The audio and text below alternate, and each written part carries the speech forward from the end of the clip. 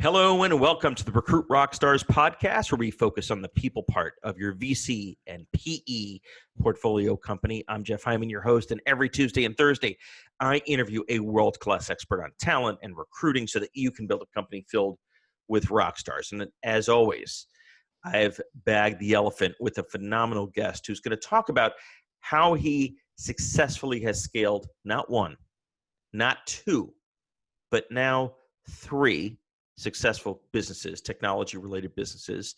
And his name is Ryan Denehy. And Ryan is the CEO, the founder of Electric. Electric is based in New York, and we're going to talk a bit about the business and how he's scaling the team. But just to give you a sense of this guy, Ryan started a business at age 17, sells it to, I believe, the parent of USA Today. We're going to talk about that. Then he says, I think I'll do it again. Starts another business, Swarm Mobile, which he sells to Groupon, which you're familiar with. Now he's building Electric, raised a ton of venture capital, but we're going to focus today on the people part of Electric. So with all that said, Ryan, welcome to the show. I am so happy to be here. Thanks. Thrilled to have you. And I know we share the same passion for how to build and scale a successful team, a vibrant culture. We're going to get into all that. But before we do, just for listeners who may not know Electric, just the 60-second spiel on what the business is and how it works. Yeah, absolutely. So for companies that don't have their own in-house IT department or don't have a fully built out IT department yet, we can outsource, most of your day-to-day IT, and we're building software that automates the management of most of the IT responsibilities. So when you think about making sure the Wi-Fi works, setting up computers for new hires, making sure people have the right applications or that, your environment's secure, all of that you can do with us, managed through a dashboard or in real time through platforms like Slack. It's ironic in this day and age, 2020, that we're still talking about this, isn't it? You still, we all have Macs and you would think, it's, there's no tech support to be done. But I know you started this business probably because you were feeling this pain at the previous company you started. Yeah, absolutely. I mean, think about it. Right now, there are 10,000 B2B software applications that you can buy and use, right? Only 10,000.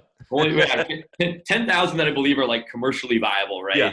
And, the average company that we work with is about anywhere from 50 to 150 employees. That we have some who are larger and many who are smaller, but the average company we work with has 40 or 50 software applications that they're using every day. The average 50-person company has spent over $100,000 on their computers. And guess what? 100% of the work you do takes place on the internet, right? So when you think about all the stuff that's actually got to be managed so that you can do that securely and efficiently and correctly, it's a growing responsibility. And I was stunned 3 years ago when I went to start this company that no one had thought about building a modern software platform to make all this stuff really easy. Yeah. It's kind of like, the closest thing I could think of that I've used is Geek Squad, right? You go to Best Buy as an individual person and they'll help you out maybe. But another way to think about it would be, now for most small or mid-sized companies, when you are signing up for payroll or benefits, you're not going to hire an HR consultant and phone up ADP or Paychecks and then solicit insurance plans from the insurance companies. You're going to sign up for Zenefits or JustWorks or Namely or Gusto, and it's in a dashboard and you get your whole company up and running in an afternoon. So we looked at IT through the same lens and said, why can't you make it that easy? Oh, you can. It's just no one's done it yet. Right. And you've productized a service and now you're actually automating the productization of the service, so your margins will be great. I love what you're doing, Ryan. Congratulations. Let's get into the people part of all this, because that's the heart of the matter. So for the listeners, roughly how big is the business in terms of people? So we'll be at about 189 full-time employees by the end of this month. Okay, full-time people. Yep. Okay, so let's round it to 200. And the business that you started what year?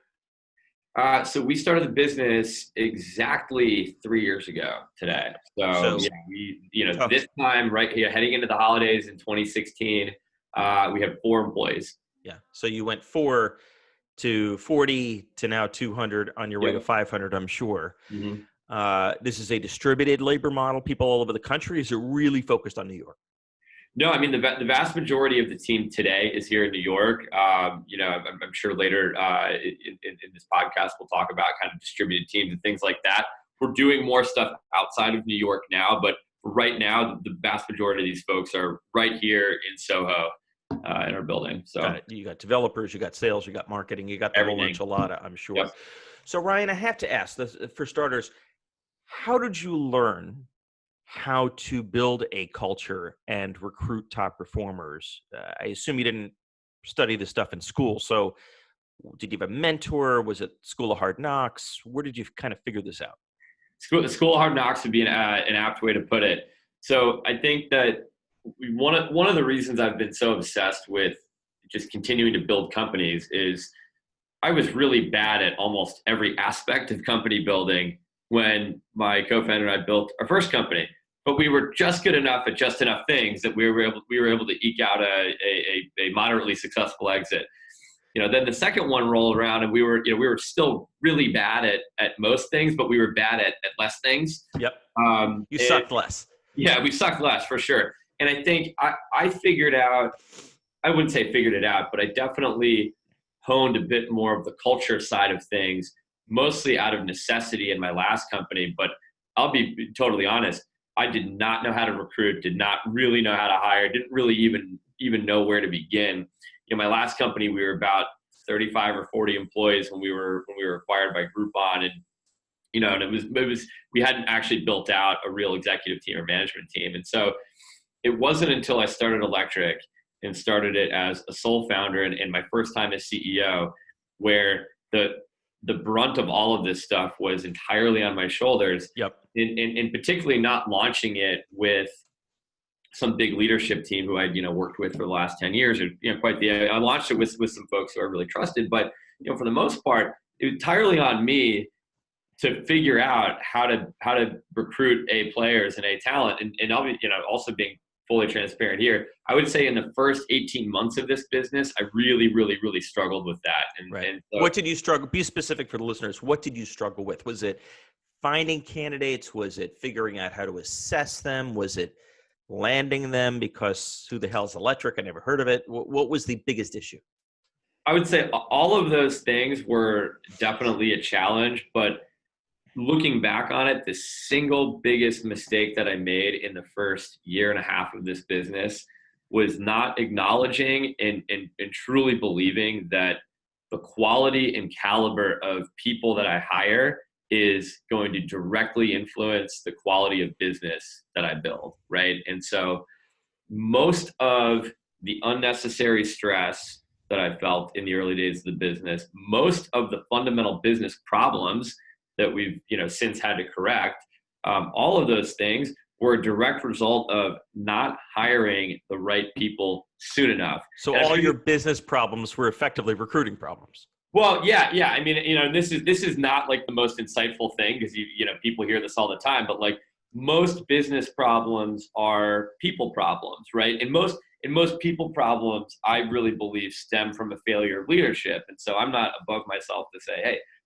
I failed as a leader in the early days of the company because I didn't acknowledge that I needed to solve our team problems first so that we could get the leverage to actually solve the business problems. Instead, I was operating with this sort of like, kind of early stage founder superhero mindset of like, well, we'll figure it all out. It's like, well, you're not going to figure it all out staring at a wall by yourself. What example can you give, and you don't have to name names, of a mishire? I wouldn't say a bad hire, but a mishire that you made that really opened your eyes to this and showed you how much it would hold back the business. What issues did it cause?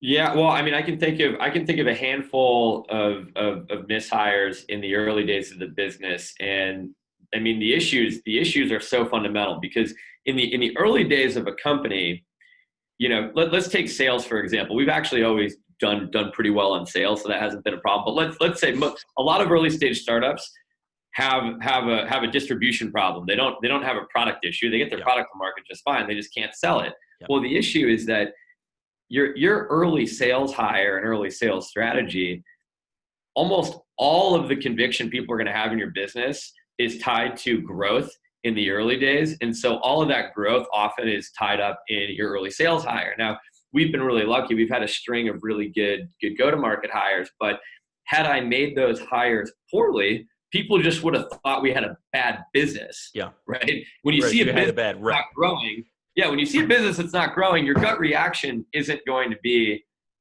oh, they probably made a bad sales hire. It's that's just a bad business, right? And so again, fortunately for us, the sales stuff has actually always gone pretty well. But other parts of the business, product engineering, operations, we had made hires where they were good people, but the bad fit, or all the mistakes that one makes. And so there were times where the viability of the business in the early days was called into question because, we weren't shipping stuff on time or things weren't coming to life. It wasn't product market fit. It was hiring. Totally. But the issue is that when so much of the business fundamentals are wrapped up in how well a single person executes, if the person's not executing, then the outsider is going to say, I just don't think this is a good business. They don't have the time to drill into it and say, oh, amazing business. Ryan just sucks at hiring ops people. Yeah. Right. Got it. So you're almost 200 people.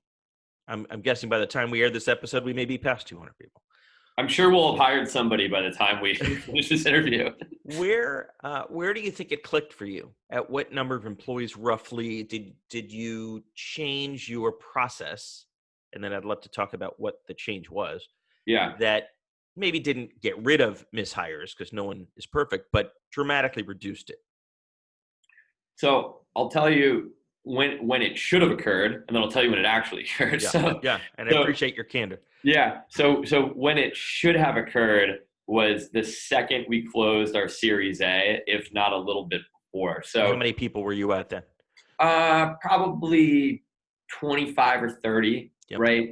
And so we had pretty immediate product market fit. We had paying customers from day one. We had positive gross margins from day one. So the first year of the business, we had really sound business and go-to-market fundamentals, and we were growing quickly. So basically when we woke up 12 months into the business, and Bessemer had led a $9 million Series A, well, all of a sudden we're taking this functioning business model and we're adding $9 million paid in capital to the business to go scale it. And there wasn't a really thought through leadership team. I'm guessing that at that point in time, Ryan, you were thinking the number one use of those proceeds was hire people. It was, but I wasn't thinking about it as, hey, the business challenge is actually solving the leadership riddle. Once we get the leadership stuff solved, now we can actually go execute on all these plans we had. I made the mistake of doing it the other way around. I'm like, here's all this cool stuff we're going to do. And now let me look around the room and just figure out what holes I need to plug so we can just keep running 1,000,000 miles an hour. Right. Totally the wrong way to do it. So that's when you should have figured it out. That's when I should have done it. Yeah. Okay. So now when I actually did it was almost a year too late. So around this time last year, somehow, even with me dragging my feet on getting the leadership team built out, we got to the end of 2018 and we had tripled the business. Okay. And then we were looking at 2019 and saying, hey, we're gonna triple this thing again, and we're gonna go raise a Series B, which we did around this time last year. We raised a $25 million Series B. And at that point, when you take a business from 0 to 1 and then you triple it again, if you're still dragging your feet on the hiring, there are going to be so many dumpster fires hiding in the shadows of your company. It only gets worse. It scales. It's like exponential. Yeah, you can't ignore it anymore, right? And so I think that was. So there were kind of this time last year. There were 3 turning points for me. One, the fires were too big to ignore. Totally solvable and solvable relatively quickly, but I was like, hey, there's just a lot of stuff we got to get right. The second thing is I had hired a phenomenal VP of people named Jamie. Mm-hmm. And so she joined us, I think, last October. And so she joined and she took a look around and she's like, hey, there's some business stuff we need to solve, but really we have a people issue first. And again, how many people did you have at the time, roughly? 100? No. This time last year, probably 80. Got it. 80, yeah. So she kind of clocked me over the head and said, like, stop. Like, we've got to think about this as like a people and a leadership, challenge first. And then the second thing was we, knowing that we had this big target to hit in 2019, we were lucky enough to hire a phenomenal VP of sales, David Weiner. And he was, one of the first like really seasoned executives to come into the business. And so I think I looked at David and just saw just how different the conversation was with him in terms of, hey, what do we want to do on sales next year? It wasn't me getting up on a whiteboard and like dictating to somebody, right, what needed to happen. It was like someone teaching you. Yeah, exactly. Yeah. I mean, he was kind of running circles, Yeah. Around me on that. And I thought, wow, that's real leverage. And if we have that over every department, now we can actually do all the things that we want to do. And, that combined with sort of the recruiting and HR infrastructure that Jamie was building out, all of a sudden there it was. I go, wait a second, scaling a company is all about scaling leadership first, and right, then everything else follows. Right. And most entrepreneurs get it backwards. Have a better product, raise more money, do more marketing, and maybe later we'll get to the people part. Totally. Give an example, Ryan, of something tangible or tactical that you changed in the recruiting process. Once that light bulb went on, you added a great head of talent, you added a great head of sales. What is it about the recruiting process now versus before that makes you say, I've got some confidence we're going to get the right people? Yeah, totally. So the first is just making sure that we're barking up the right tree and looking for the right person specifically. Way too many companies just come up with the job title of the person they need, and the reality is like that's not like what you actually have to do is look at your plan and say, where do we need to get in 12 months, right? And what's the surface area of the role, and what are the really, really hard and fast requirements of what that person needs to be able to do. I mean, if you're a $2 million revenue company and you're hiring a chief revenue officer, you've got it completely wrong because, and I don't even need unless to go unless that's just a sexy title, right? But even then, the only people who are gonna be looking for a chief revenue officer title at a $2 million company are probably not good, right? It's not a real it self-selects, right? Yeah, exactly, right. So what we did is we kind of spun the thing on its head, and what I did is we started looking at our P&L and our strategic plan and saying, where do we need to be in 12 months from now? Okay, and then you take finance, for example. So like when we were hiring our CFO, last winter, I said, what are the just the hardcore must achieve things for us to be successful in the finance function next year? And I made a checklist, and it was like, 5 or 6 things that were, or 5 or 6 categories that were like very, very straightforward that mapped directly to what was going to make us successful as business. So like job descriptions and all are great, but really what you're looking for, like, what are those 5 things that are going to determine whether or not this person and we as a company are successful? Yep. And then you can look at those and map that to, okay, what's the title? What's the role? Who are we looking for? What's the compensation? Yep. What's the compensation? All that stuff. And then what you find is like you have this perfect kind of symmetry between like, this is what we need and like this is who that person is, versus saying like the number of companies that say like, I need a VP of sales, and then they write the job description. It's like, no, you gotta figure out exactly what you need to hit the plan. Yeah. And you wouldn't develop a product without first defining what is the product spec. Yeah, exactly. Right. So yeah, and like most companies do it wrong. Like, I gotta hire a CTO, and it's like, but you're a 10-person company. You need a senior manager of engineering. Yeah, exactly. What have you done in the process, in the recruiting process itself, other than interviews, that helps you figure out whether you've got the right person? Is there any unique step in the process other than interviews? Yeah, 2 things. So one is we give our candidates an enormous amount of information about the business, and usually voluminous amount of information about the business during the process, particularly VP level and above, and even some director level and above. And our goal is that by the end of the process, we're going to give you a really, really pithy business problem that you would likely be tasked with solving in your first 60 days in this role anyways. Is this any role in the company? No, I mean, we'll do this on a smaller scale, even for some individual contributor roles, right? But anyone manager level and above, So for example, when we were doing our head of product recruiting, we gave the candidates our P&L, our strategic plan, our board decks. We gave them, totally unfiltered customer feedback. We had them interview people, on our team. Yep. Stuff is all very time consuming, but at the end of it, then we said to our top 3 candidates, we said, all right, in a week, I want you to come back and present a roadmap for the next year, or at least present like a high level plan based on what you know. And a lot of listeners may be thinking, how could I possibly ask a candidate to do that much work?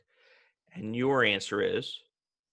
Our answer is, other than your family, this is the most important decision you're going to make in your life over the next, 3 to 5 years. And so if you can't block off a half a day to sketch out this project for us and then come in and present, I'm not sure you're taking this all that serious. So it's non-negotiable. It's if they're not willing to put in time. It's absolutely non-negotiable. We've had some candidates go, oh geez, that's a lot of work. But again, our view is like, this is one of the most important decisions that you're going to make personally, and we're going to make as a company. Yep. And so, what we don't bury people in busy work, but it's sort of to your point about self-selection, the best candidates really lean into it. They take it super seriously. They're asking us really hard questions, and like in and of itself, that's also part of the interview. Like, what are you pushing back on? What do you need? What do you need more of? And so by the time you get to the end of it, you've effectively already been working together. Right.